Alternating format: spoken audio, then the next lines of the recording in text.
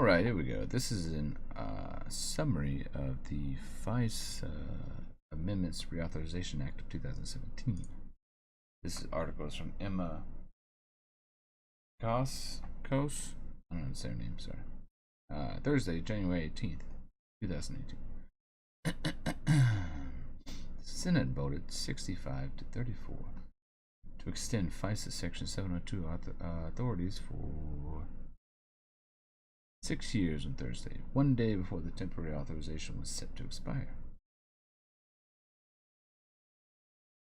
The House passed the reauthorization measure on January 11th and is now headed to President Trump's desk for his signature, which I'm sure is done.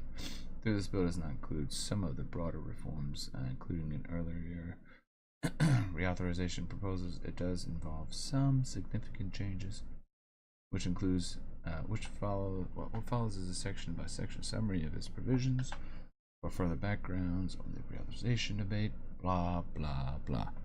Basically, they reauthorize it. This is a summary of it. It's extremely long, but I will link it. I will link it. Yeah, I will link it. Don't worry. All right, so this here is from the House Intelligence .gov website. This basically is like a little argument against themselves, right? So they create an allegation and then they create a truth, right? So basically they create the entire narrative of why, basically justifying the entire Section 702, right? So they say, allegation, Section 702 is being used to prosecute Americans. This proves that the government is searching and storing the records of Americans. This is basically an allegation by anyone with half a brain that looks at this and says, you're collecting all the data from everyone online, so obviously Americans are part of it, right? No. The truth, in nearly 10 years, Section 702 has never been used to prosecute an American other than in counterterrorism cases. It's interesting, because they use Section 702 for counterterrorism cases. So, it's like saying, we've never persecuted anyone for robbing a bank except for those that have robbed a bank. Interesting. So basically, they're persecuting the American found to have committed a crime under the mass dragnet surveillance of Section 702. Basically bypassing the Fourth Amendment, like everyone is saying they're doing. Okay. Circumstances in which an American's communications may be collected when intercepting legitimate foreign intelligence communications. For example, a terrorist located overseas could be communicating with someone in the United States. Such a message may be incidentally collected because the target is being lawfully monitored by Section 702. So if you just happen to be talking to your terrorist buddy, you might be surveilled under Section 702. Court-approved minimization procedures set limits on how the government can use this information. And inspectors, generals, congressional oversight committees, and the courts make sure these limits are followed, even though the inspectors generals, congressional oversight committees, and courts have no idea how Section 702 works. Interesting. Those providing oversight can't provide oversight unless they understand what they're overseeing. It's funny how that works, isn't it? Evidence of a crime on the part of an American is discovered within Section 702 as a result of the incidental in quotation marks, incidental, since it was incidental, bro. We didn't mean to collect your data. It just happened. That evidence may be used by FBI to initiate an investigation. So they collect your internet data, and if they find you committed a crime, then they're going to charge you. No warrant needed. No problem. No warrant. No probable cause.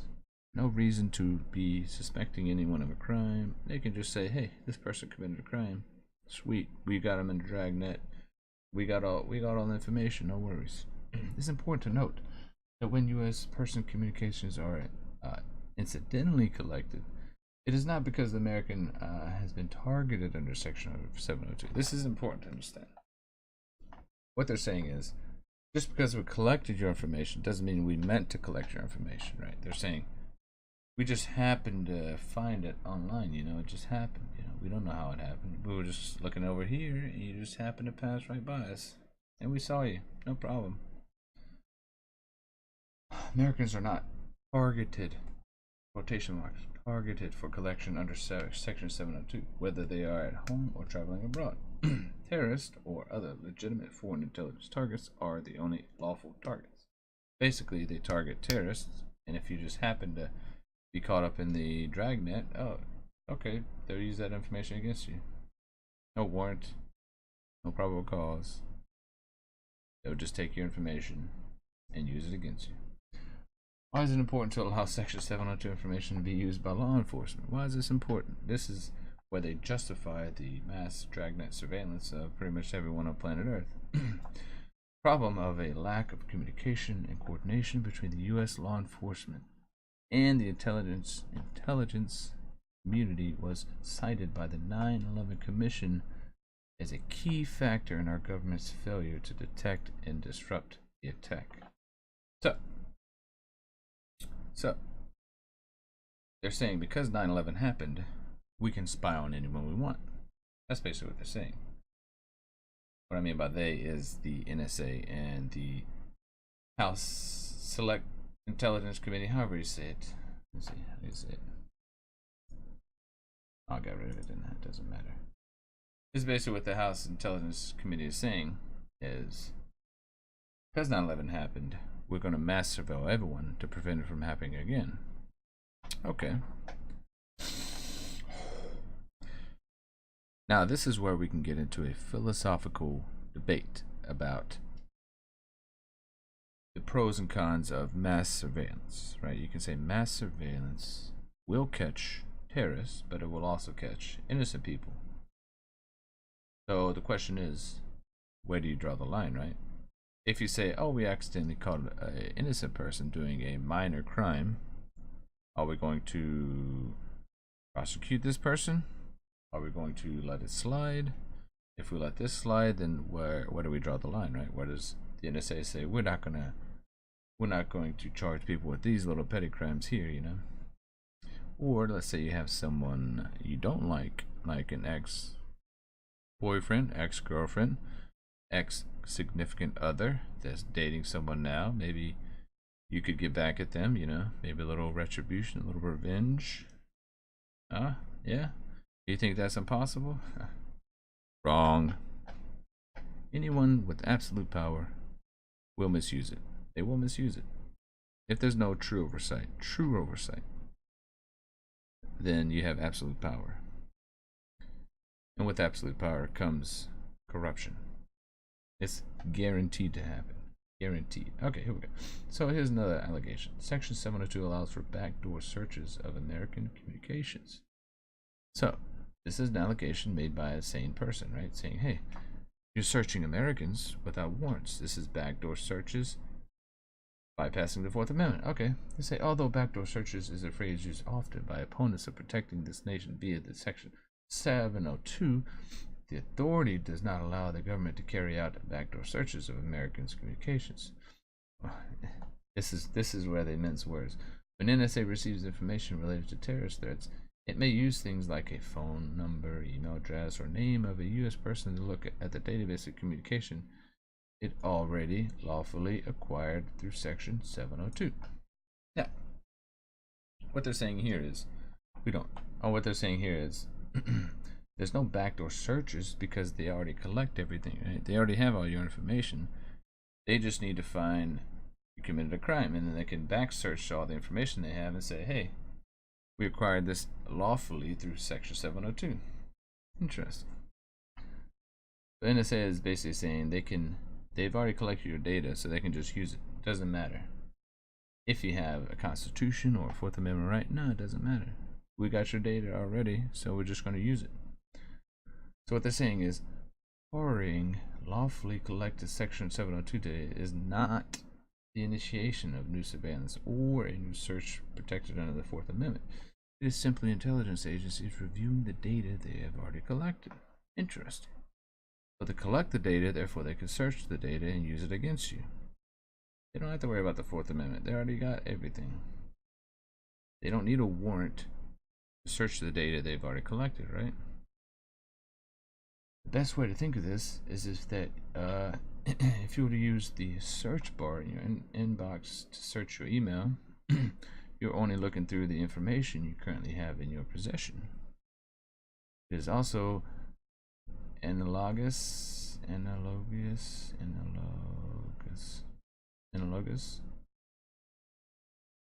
gotta look this term up. Let's learn.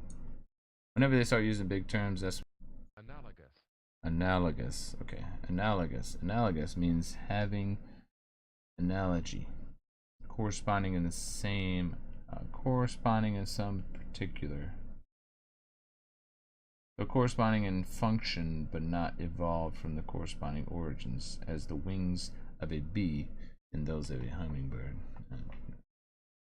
So it's similar, right? Similar in function, basically, is what they're saying.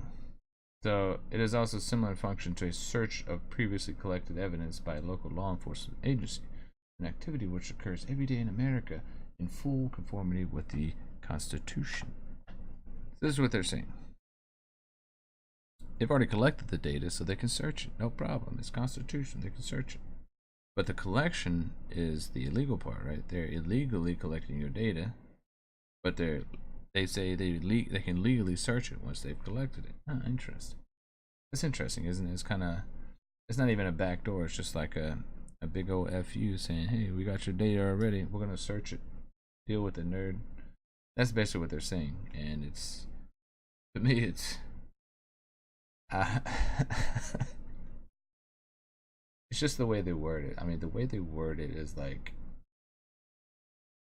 it's amazing how they word it. Like, it's almost like they're shrugging off responsibility. Like, oh no, there's no backdoor searches. No, we got everything. We're not trying. We're going straight through the front door. You know, we don't need any backdoor searches. We're just gonna search the data we've already legally collected on you. So pretty much nothing you can do about it. I'm sorry, it's not funny. No. All right, let me see. I mean, a lot of this stuff I looked at before and I thought was important. All right, let's see. So what is Section 702? We already know what all that crap is. All right, next. Are there any restrictions? Unlike traditional FISA surveillance, Section 702 did not require that the surveillance target be a suspected terrorist, spy, or other agent of a foreign power. Okay, interesting. Section 702 only requires that the targets be non-U.S. citizens located abroad, and that a significant purpose of the surveillance to be obtained foreign intelligence information. Primary purpose of the surveillance can be something else entirely. How does Section 702 work? All right. Certification on an annual basis. Attorney General and Director of National Intelligence (DNI) makes certifications authorizing 702 surveillance programs submitted, and they submit these certificates to the Foreign Intelligence Surveillance Court, or the FISC, for approval. Section 1, clarified categories, blah blah blah. It's all BS. Doesn't matter. Two known forms of 702 collection: PRISM, which we've already talked about; Upstream, which we've already talked about. We can go in more detail. The government collects all communications content to or from a target selector. So if someone contacts you that is on the list, you become a contact as well. Directed from U.S. to base electronics communication service providers such as Apple, Google, NSA receives all raw, unminimized PRISM collected information and may also send such raw data to the CIA and FBI. What they say is they may also send data to FBI. It really means is they also send 100% of all the data to the FBI and CIA. Okay, upstream collection. The government collects all internet transactions that can contain communications to, from, or about. This is the interesting part. About meaning if you say a term that's about a target, you become a target, right? If you say such as Osama bin Laden, right? That's an about. That means you're talking about a terrorist. Therefore, you become a target of a FISA 702, if that makes sense. So basically, if they want to target everyone, they can just add a very common about, right? They can say President Donald Trump. They can add that to an about, and then everyone that says President Trump, boom, you become a target. Both through the network gateway controlled by US-based providers. Only the NSA may receive raw upstream collected information. But it may also send such information to the FBI and CIA once it has gone through the NSA's minimization process. Yeah. Right. Borrowing and use in criminal cases. Oh, this is where it gets really, really, really interesting.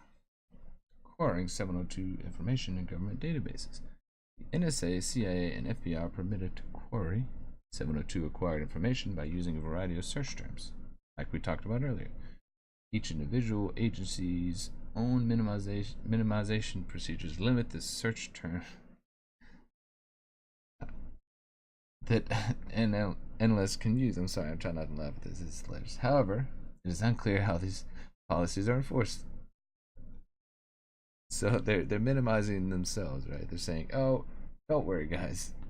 We're not going to misuse this at all. I mean, we would never ever misuse all this raw data about every American. It's just, you know, you trust us, right? You can trust the intelligence agencies, right?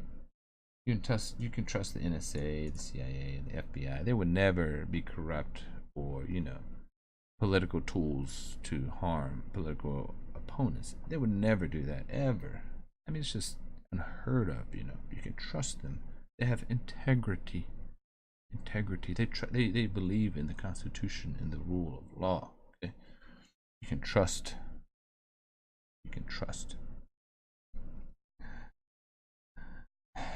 The backdoor search loophole. Okay, we've already talked about this.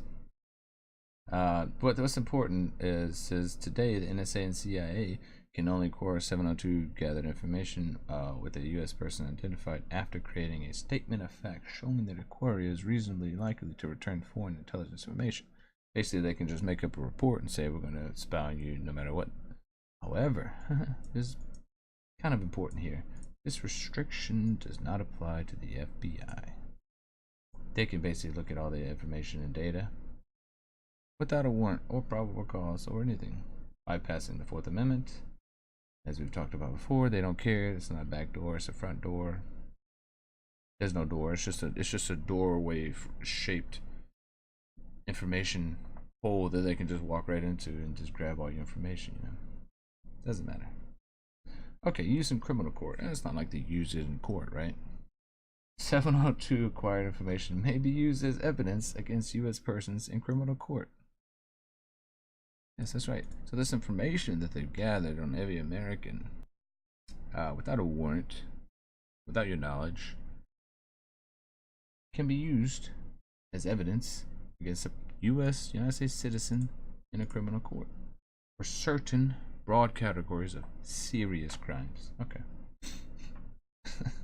For investigations that do not fall into one of these categories, there is no restriction on using 702 acquired information to obtain other evidence that can be used in court.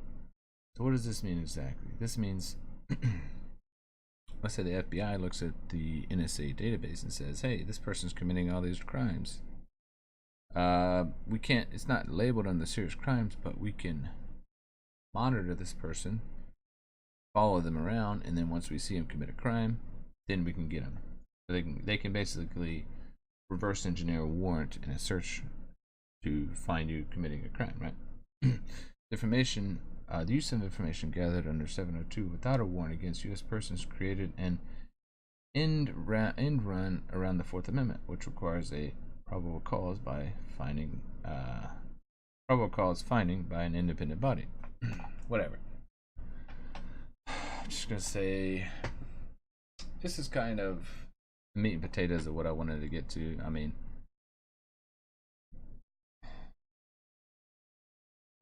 if this doesn't bother you, I mean, it probably should, or you probably should reevaluate yourself, right? I mean, you can say, sure, you can say, I'm not a criminal. I would never commit a criminal act. Sure, you're a law-abiding American citizen. Problem is, right, if you look hard enough at anyone, I guess you could find a crime, right? Think about that, right? There's so many crimes, there's so many criminal statutes and laws and things that most people aren't aware of, that they can catch you in anything, right? And the best one, the best is lying to the FBI. That's their favorite crime to get people on, right?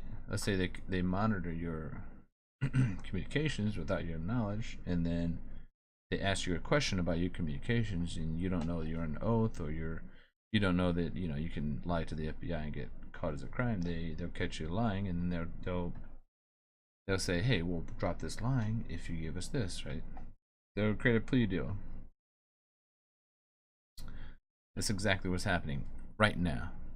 Right now, the NSA, the FBI use this data, monitor President Trump's campaign team, and now they're using that to try to get people to flip. And it's an abuse of power. It's corruption. It has destroyed my trust in any of the intelligence agencies. I mean, they're all complicit. They think that they're smart by hiding behind their titles and hiding behind their little workarounds, their backdoor searches, and their FISA court warrants. But no, I mean, what they've done is they've reverse engineered a crime, right? They said, here's a crime that we think someone's committed, or that we want someone to have committed, so we're going to create the evidence and then justify all the things that we've done, right?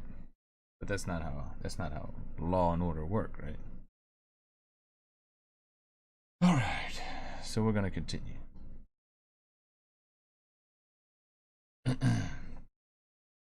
So the way the NSA uses Section 702 is deeply troubling.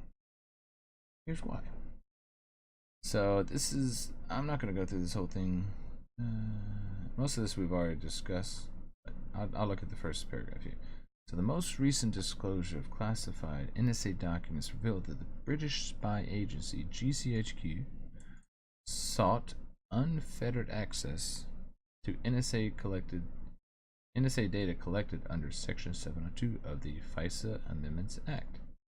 Not only does this reveal that the two agencies have a far closer relationship than GCHQ would like the public to publicly admit, it also serves as a reminder that surveillance under Section 702 is a real problem that has barely been discussed and much less addressed by Congress or the President. This was back in 2014, by the way. Oh, in fact, the Manager's Amendment to the USA Freedom Act, which passed unanimously out of the House Judiciary Committee, has weakened the minimal changes in Section 702 that USA Freedom originally offered. Although Representative Zoe Lofgren, who clearly understands the importance of Section 702, offered several very good amendments that would have addressed these gaps. Her amendments were all voted down. There's still a chance, though. As this bill moves through Congress, no, it got voted down. It doesn't matter. Okay, so here we go. So, most of the discussion around NSA has focused on the phone record surveillance program.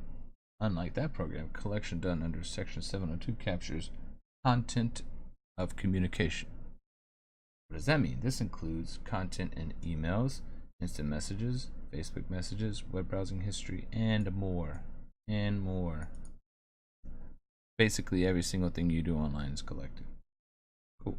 Even though it's ostensibly used for foreign targets, Section 702 surveillance sweeps up communications of Americans.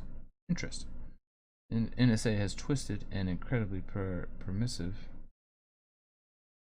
interpretation of targeting that includes communications about a target. We talked about that before. Yeah. So if you even talk about a target, you become a target. Even if the communicating parties are completely innocent. As John Albert put in his interview with former NSA General Keith Alexander, no, the target is not the American people. But it seems that too often you miss the target and hit the person next to them. Oh, him. Oops. Sorry about that. We didn't mean to.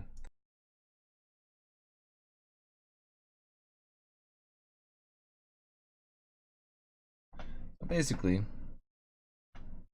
they could be looking at a target and then you could step in right next to them and you become the target, right? Yeah.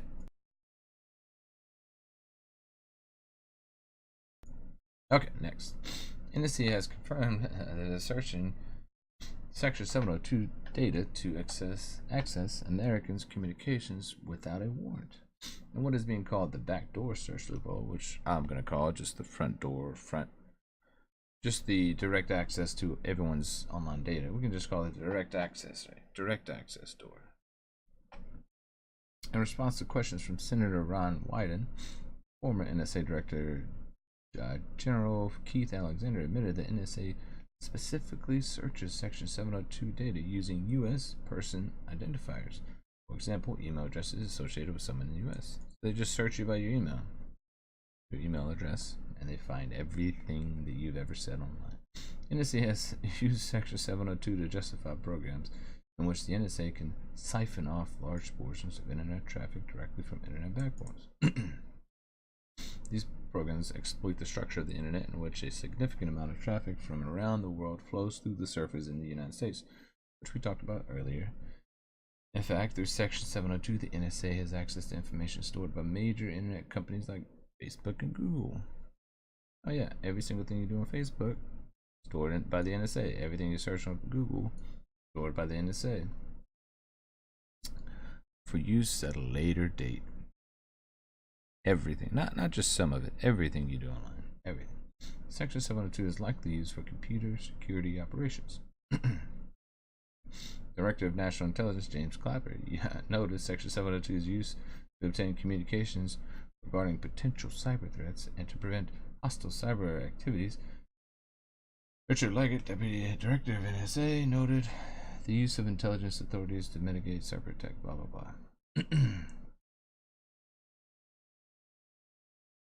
The FISA courts, which are supposed to grant,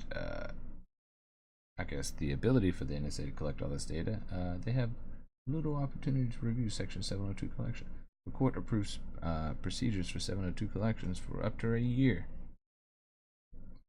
Excuse me. This is not approved for a specific target, however. Court review is limited to procedures for targeting and minimizing rather than actual seizures and searches.